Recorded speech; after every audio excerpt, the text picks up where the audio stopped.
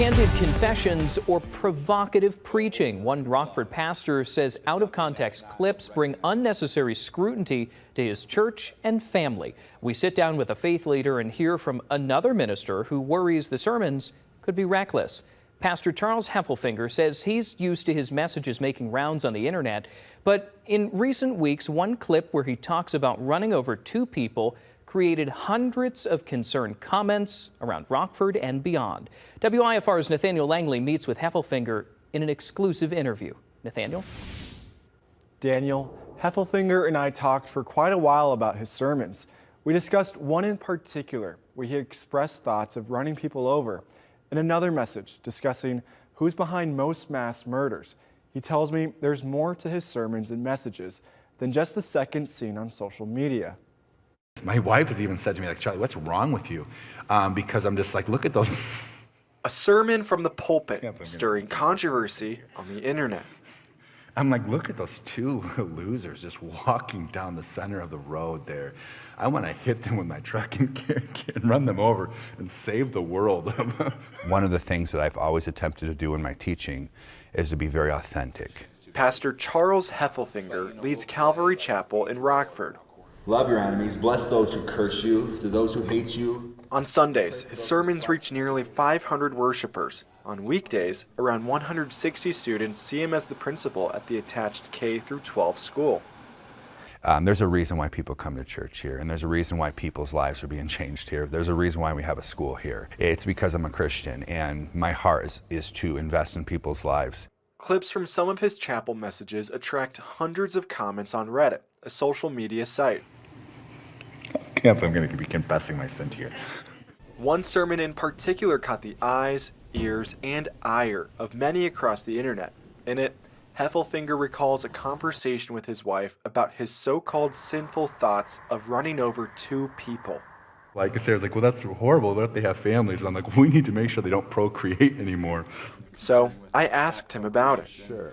What is your response to those concerns about people who may have been alarmed at that kind of phrasing of it? As someone once said, if we would ever share all of our thoughts, none of us would have any friends. And I questioned one of his messages from August. If you look at the number statistics, they're not public. Pastor Heffelfinger shared statistics from a podcast about who's responsible for the most mass murders in the U.S. It's LGBTQ. They're by far committing the most mass murders. And why is that? Because they're sick, they're mentally ill.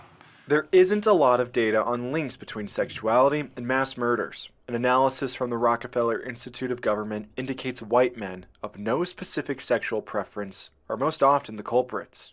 It's really disappointing, infuriating, and heartbreaking.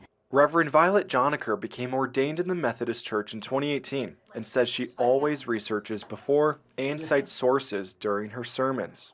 For anybody to make up incendiary data that further targets a marginalized group is sinful, hateful, bigoted, and unchristian. Clergy have a responsibility to tell the truth. That's the very first and simplest thing we are tasked with. What's kind of your response to those who maybe claim that it was irresponsible to say something like that? At the time, that was not from a sermon, that was a pre-sermon, thus it was just an opinion. And as anyone, we live in a country with free speech. And I would have appreciated if I was wrong, someone to sit and say, hey, let me show you the actual statistics and show you that. I would have responded and say, thank you, I was wrong. Heffelfinger acknowledges some may be startled by his thoughts. It's terrible, I know it.